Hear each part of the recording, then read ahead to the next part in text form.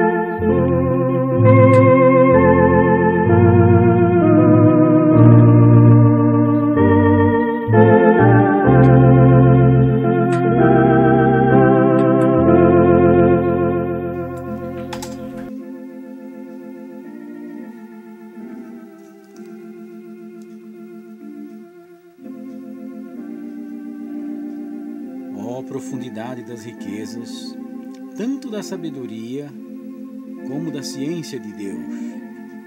Quão insondáveis são os seus juízos e quão inescrutáveis os seus caminhos.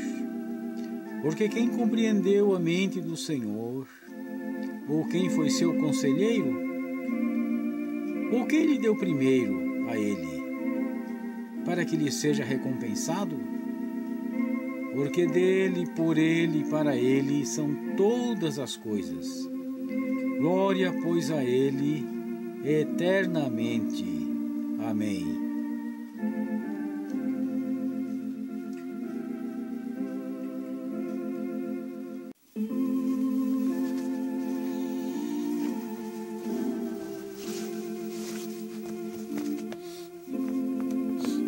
Quero cumprimentar os irmãos com a paz do Senhor Jesus Cristo. Ao iniciar o projeto Vox Dei número 4, estamos conscientes da importância de se pregar o Evangelho através das redes sociais e também de orientar as pessoas na direção do reino de Deus. Nesse momento em que eu me sinto como uma voz no deserto, pois que o verdadeiro Evangelho já está muito raro e até ausente nas igrejas atuais, salvo raríssimas exceções. Hoje eu quero chamar a atenção dos irmãos e amigos para um país africano chamado Burkina Faso, um país não litorâneo do Sahel, sujeito à seca e à fome, com aproximadamente 12 milhões de habitantes. Independente da França desde 1960, uma série de desastres econômicos desestabilizaram uma sucessão de governos, com pelo menos 6 golpes desde 1966. Os levantes sociais, a quebra de laços familiares e a estagnação econômica causada pela imigração dos homens ativos na comunidade é muito grande. Esse povo tem uma expectativa de vida baixa, de 46 anos, e uma alta taxa de analfabetismo. É uma nação sofrida. O poder do ocultismo precisa ser quebrado em meio a muitos povos em Burkina Faso. O ocultismo tem influências mesmo dentro das igrejas, dificultando e mesmo corrompendo a mensagem de Cristo. Essas práticas são muito fortes em alguns povos do sudoeste e oeste de Burkina Faso. Amados irmãos, oremos por este povo, para que haja um despertamento entre as igrejas dessa nação, pois o islamismo tem crescido muito por lá, e só a misericórdia de Deus poderá revivecer o seu povo naquele lugar.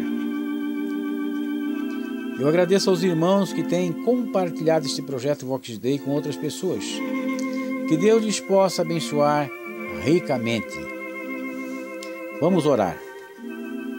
Deus eterno, bendito, poderoso e glorioso, neste momento de oração, Senhor, queremos te agradecer por todas as bênçãos que nos tem concedido. Queremos te agradecer por essa oportunidade de falarmos a tua palavra, Senhor, através deste projeto. Queremos também pedir a tua bênção, Senhor, para as pessoas que neste momento estão ouvindo esta oração. pedir a tua bênção sobre eles, Senhor, a cura das enfermidades, pedir sobre eles a tua misericórdia, Senhor, a salvação, a transformação, a libertação, tudo o que eles precisarem, Senhor, neste momento. Deus eterno, tem misericórdia também, Senhor, deste povo lá em Burkina Faso, tem misericórdia dos teus servos que ali estão, Senhor, trazendo um despertamento no meio deles, para que eles possam, ó Deus eterno, implementar a tua palavra com muito mais capacidade, com muito mais disposição. Tem misericórdia de cada um deles, Senhor. Abençoa também este projeto. Em nome de Jesus Cristo nós te pedimos, não só hoje, mas para todo sempre. Amém.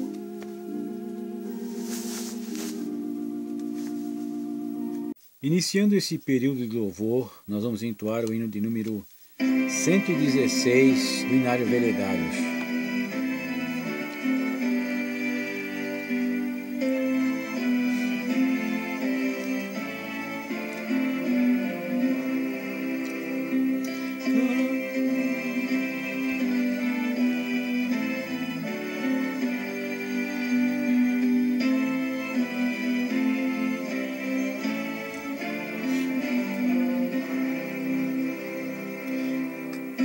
Castelo forte é nosso Deus, refúgio e fortaleza, com seu poder defende os seus e os livra com presteza. Com fúria pertinaz nos segue Satanás, com artimanhas tais e astúcias tão cruéis, que iguais não há na terra.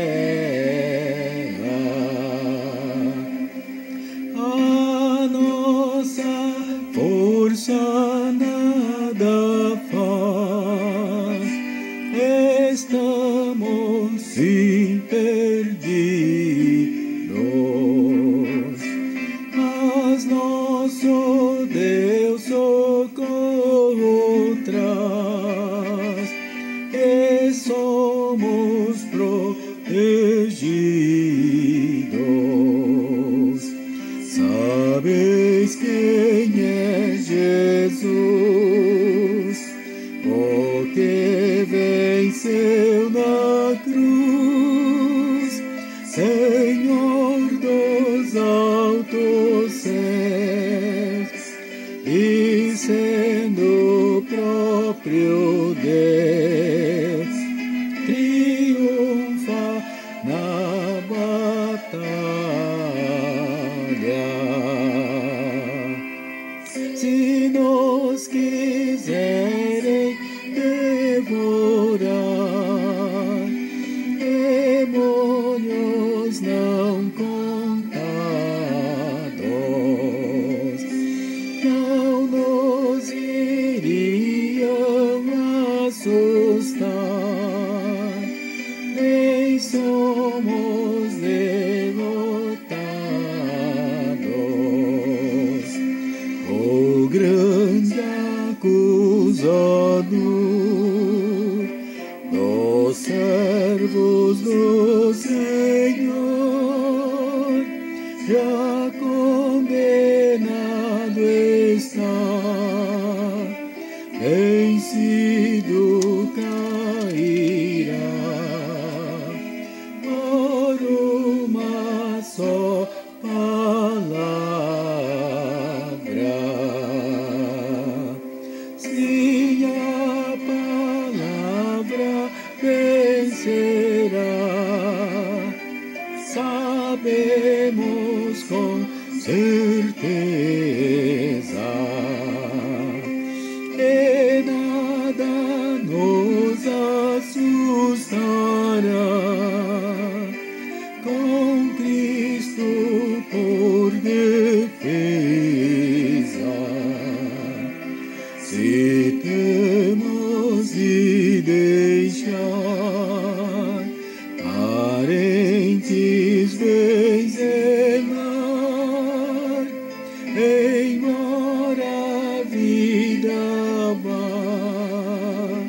por nós Jesus está, e dar-nos a seu reino.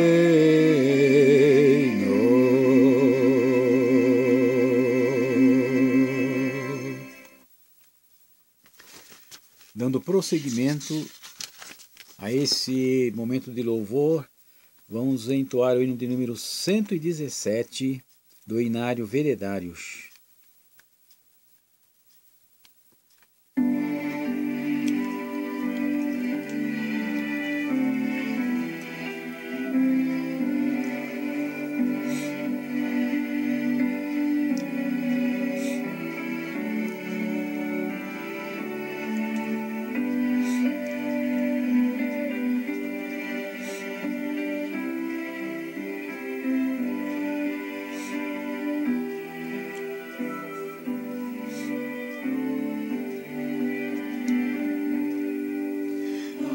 Graça excelsa de Jesus, perdido me encontrar,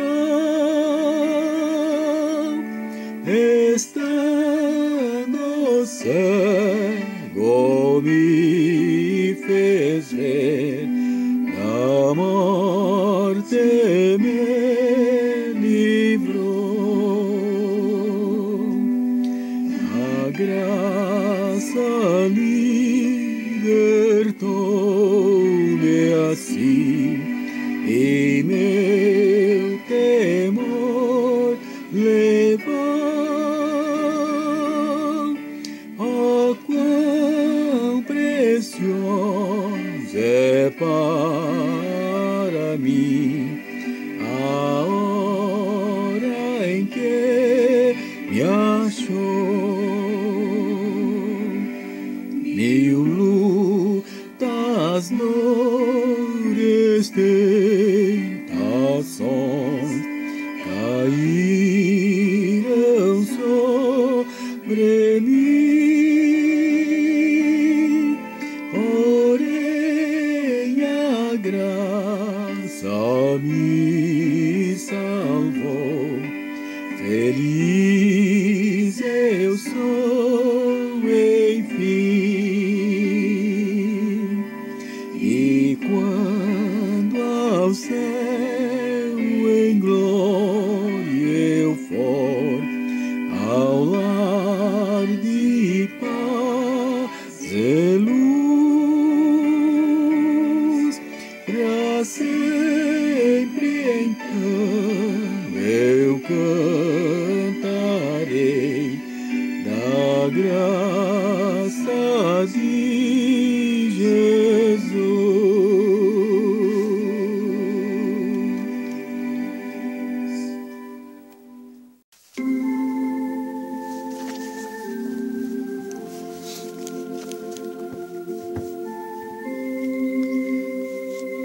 Vamos iniciar a meditação na palavra, lendo o Evangelho de Marcos, capítulo 16, versos 15 a 16. E disse-lhes: Ide por todo o mundo e pregai o Evangelho a toda criatura. Quem crer e for batizado será salvo. Mas quem não crer já está condenado. A ordem de Jesus para se pregar o Evangelho revela a extensibilidade do mesmo. Neste mundo confuso e caótico de múltiplas vozes divergentes, a voz do Evangelho sobrepõe-se a todas as demais, como um trovão que rebomba nos céus e se faz sentir em tudo e todos. O Evangelho, que era uma mensagem para o povo judaico, Jesus enviou esses 12 e lhes ordenou, dizendo: Não ireis pelos caminhos das gentes, nem entrareis em cidade de samaritanos, mas ide antes das ovelhas perdidas da casa de Israel. Mateus capítulo 10, versos 6 a 7. E ainda: E ele respondendo disse: Eu não fui enviado senão as ovelhas perdidas da casa de Israel. Mateus 15 e 24. Desses versos nós podemos concluir que o Evangelho era uma mensagem para a casa de Israel. Mas então o povo de Israel, instigado pelos seus líderes religiosos, rejeitaram a mensagem de Jesus. Como está escrito, veio para o que era seus, e os seus, a casa de Israel, não o receberam. João capítulo 1 e verso 11. Após essa inconcebível e trágica rejeição, o mestre chorou e compôs uma elegia fúnebre sobre Israel. E quando ia chegando, vendo a cidade, Jerusalém, chorou sobre ela, dizendo: Ah, se tu conhecesses também, ao menos nesse teu dia, porque a tua paz te pertence. Mas agora, isto está encoberto aos teus olhos, porque dias virão sobre ti, em que os teus inimigos te cercarão de trincheiras, e te sitiarão, e te estreitarão de todas as bandas, e te derribarão a ti e aos teus filhos, que dentro de ti estiverem, e não te deixarão em ti pedra sobre pedra, pois que não conheceste o tempo da tua visitação. Lucas capítulo 19, versos 41 a 44. E isto se cumpriu integralmente no ano 70 da nossa era, pelos exércitos romanos comandados por Tito. A partir dessa rejeição, a mensagem do Evangelho tornou-se uma meta-mensagem, ou seja, ela que era uma mensagem para uma comunidade, transcende essa comunidade e alcança todas as comunidades de todos os tempos. O Evangelho é, pois, uma meta-mensagem contemporânea a todos os povos e a todas as épocas.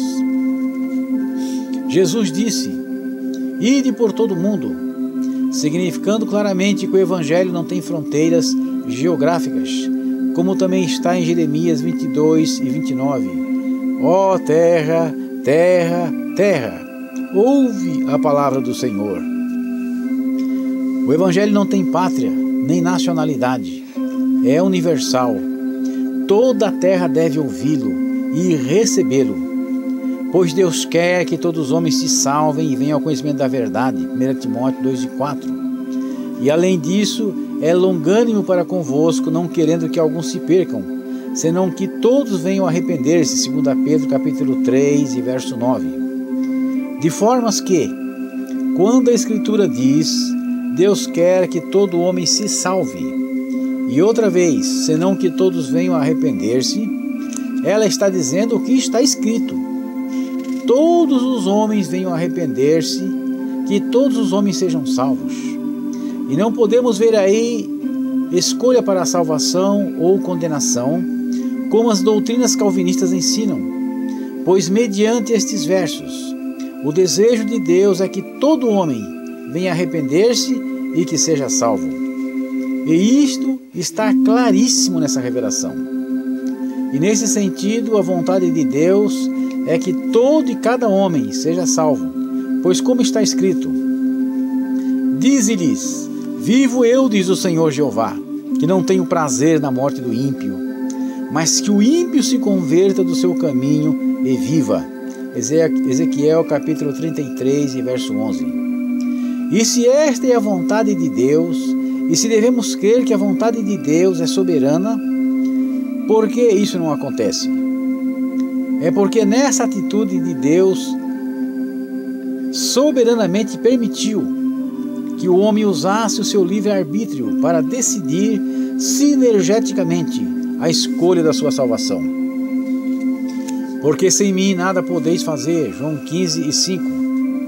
E isto faremos se Deus o permitir, Hebreus 6 e 3. Porque Deus é o que opera em vós, tanto querer como efetuar, segundo a sua boa vontade, Filipenses 2 e 13.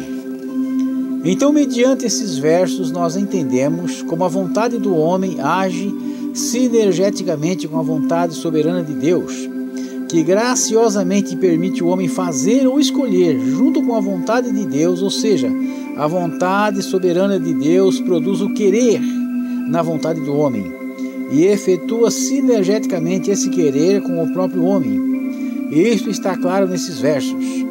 Mas isso não significa que o homem se torna responsável pela sua salvação, mas que a vontade soberana de Deus, que produz e efetua esta salvação, está graciosamente aliada sinergeticamente à vontade do homem. Mas se o homem está morto em delitos e pecados e é servo do pecado, não tem livre-arbítrio, então como poderá ouvir a mensagem do Evangelho? Ora, precisamos compreender que existe um livre-arbítrio geral, que é comum a todos os homens e a todas as culturas, como está escrito: porque quando os gentios que não têm lei fazem naturalmente as coisas que são da lei, não tendo eles lei para si mesmos, são a lei, os quais mostram a obra da lei escrita em seus corações, testificando juntamente a sua consciência e os seus pensamentos, quer acusando-os, quer defendendo-os. Romanos capítulo 2, versos 14 e 15. Essa consciência do que é certo ou errado em todas as culturas é percebido e é o que chamamos livre-arbítrio geral. Pois se isso não fosse assim, não haveria remorso quando se pratica o mal. E esse remorso é a condenação da sua própria consciência pelo fato de terem ido contrário à lei escrita em seus corações. E também uma pessoa não escolheria ajudar alguém ou não, fazer o mal ou o bem. E nós sabemos que mesmo as pessoas que são más, em determinadas circunstâncias, podem vir a fazer o bem. Agora, o livre-arbítrio espiritual em relação à pessoa de Deus e a salvação, eles estão definitivamente mortos, totalmente incapacitados. Então, como podem corresponder à chamada do Evangelho para a salvação? Segundo os calvinistas, seria preciso que Deus os escolhesse e depois implantasse neles uma pré-regeneração, que os capacitasse a ouvir a chamada do Evangelho e então reagisse a ela. Sendo que aqueles que não fossem escolhidos, eleitos ou predestinados, os quais, não recebendo esta pré-regeneração, não se salvariam. Assim funciona a soteriologia calvinista. A bem da verdade, existem alguns versículos na Bíblia que dão a entender que seja desse modo. Porém, enquanto uma doutrina aparentemente tem duas interpretações conflitantes e não se chega a um consenso claro sobre a mesma, é preciso que façamos uma escolha baseada no bom senso e temor de Deus. Nesse caso, eu escolhi como base 1 Timóteo 2:4, 2 Pedro 3:9 e Ezequiel 33:11, como temos lido. Pois bem, se Deus não escolhe pessoas determinadas para a salvação ou condenação, então também não existe a chamada pré-regeneração. Então chegamos a um outro problema. Como se pode um morto espiritual ouvir a chamada do Evangelho e interagir com a mesma?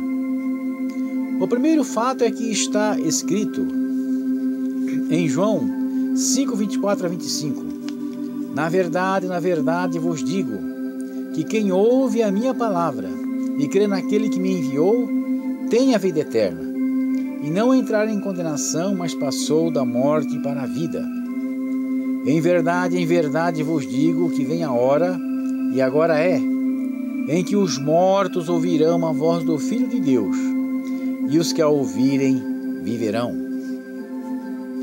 Nesse texto nós podemos observar que quem ouve a minha palavra, no sentido de que não apenas escuta, mas presta atenção e racionalmente e voluntariamente a aceita.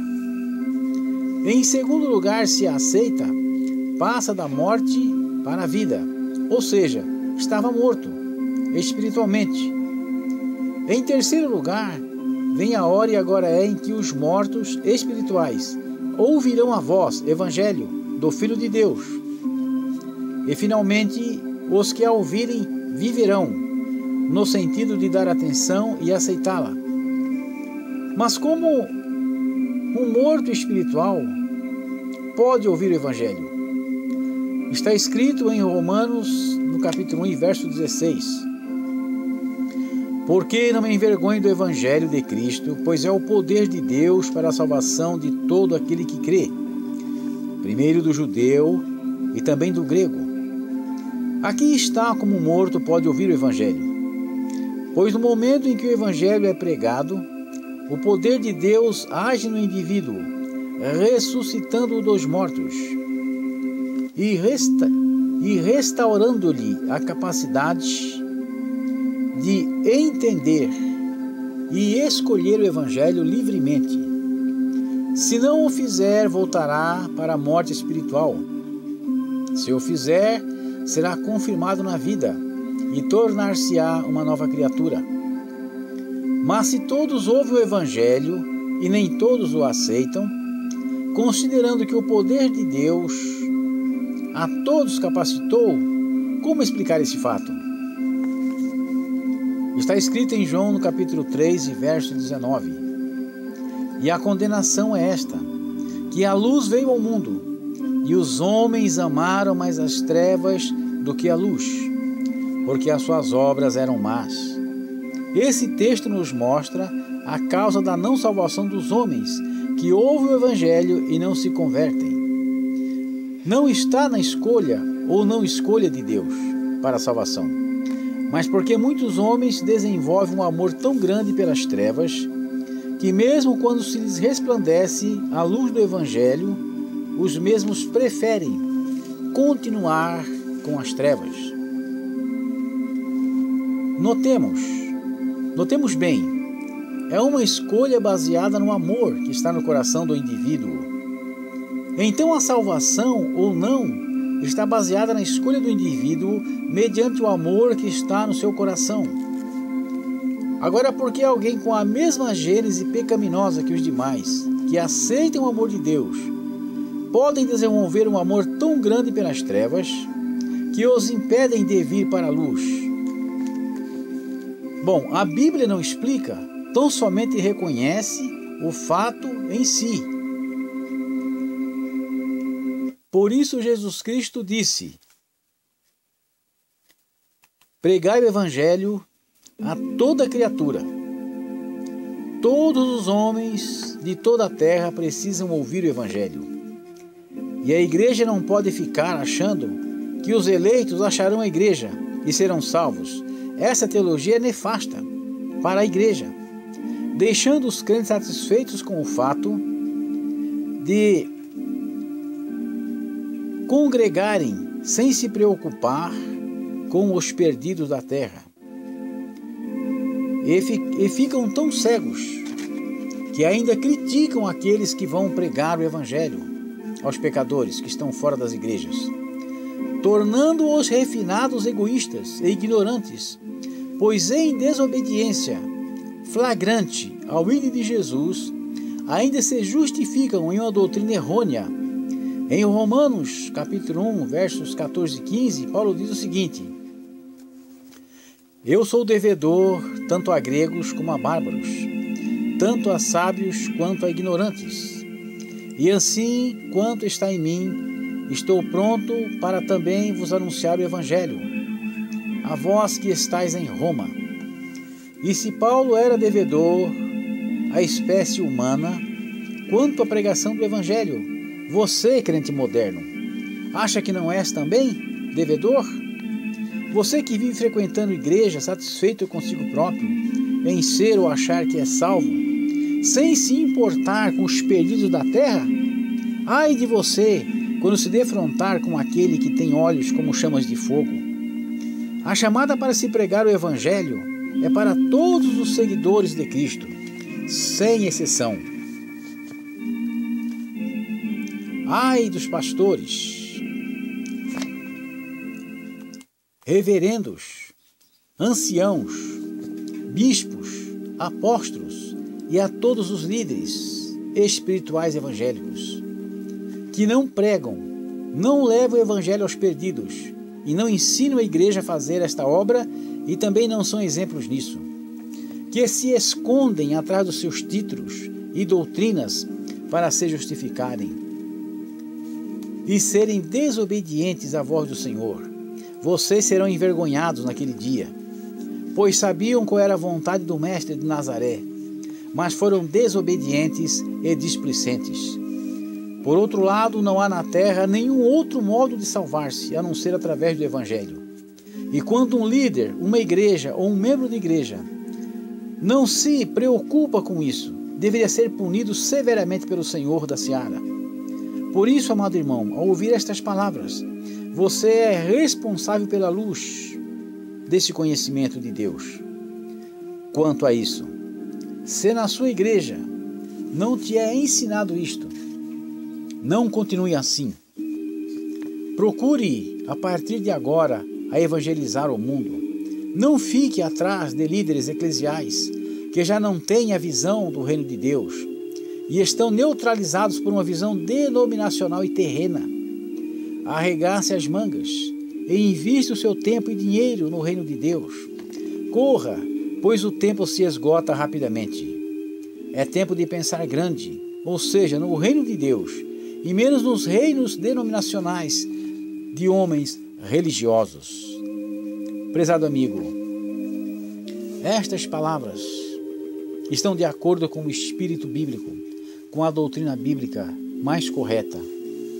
A igreja só tem duas missões na realidade. Uma é pregar o evangelho, para que as almas venham para Cristo. E a segunda missão é ensinar e preparar essas almas para que elas possam ser reenviadas para o mundo a tornar a pregar o evangelho. As igrejas do século XXI, infelizmente, não estão mais preocupadas com isso, pois já o evangelho deixou de ser pregado nas igrejas. Vemos todos os tipos de pregações, vemos todos os tipos de coisas na igreja, mas o evangelho já quase não vemos mais. E além disso, quando as pessoas vêm para a igreja, o ensinamento está muito fraco, quase não se ensina mais também. O que se chama de ensinamento hoje é uma vergonha na realidade. Não passa de contação de histórias muitas vezes. E isso não é ensinamento, o que está acontecendo hoje. E o povo está ficando cada vez mais fraco, cada vez mais desqualificado. Meu prezado amigo, se prepare para pregar o evangelho e se prepare também para o ensinamento, porque Deus procura pessoas que estejam dispostas a levar a sua mensagem para outros. E Deus procura também pessoas que estejam aptos para ensinar os demais. Que Deus te abençoe, que Deus te guarde. Em nome de Jesus Cristo. Amém. Encerrando este período de louvor, vamos entoar o hino de número 110 do Inário Veredários.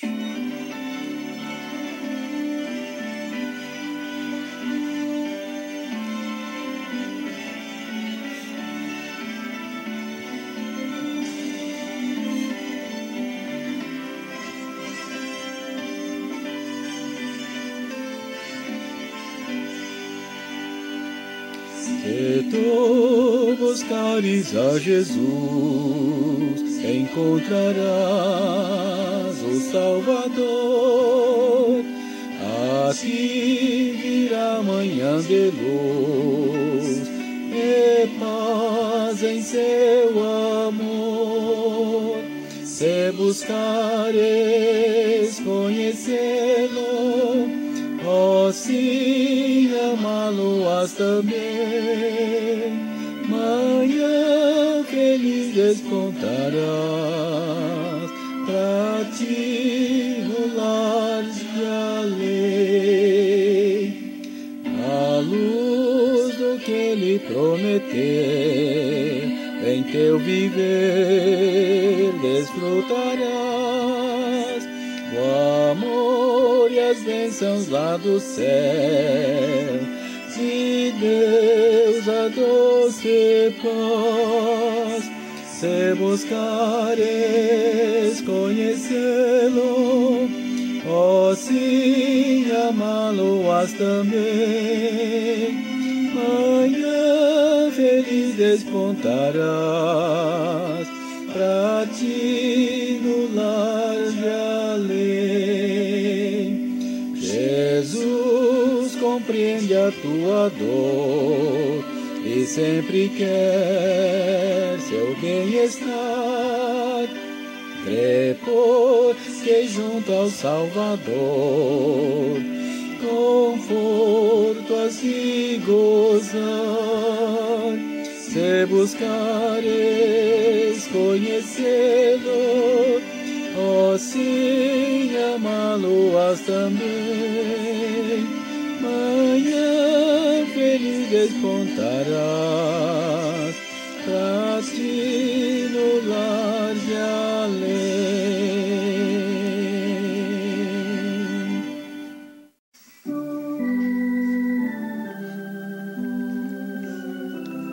Despedindo-me, te digo: o Senhor te abençoe e te guarde. O Senhor faça resplandecer o seu rosto sobre ti e tenha misericórdia de ti. O Senhor sobre ti levante o seu rosto e te dê a paz. Amém.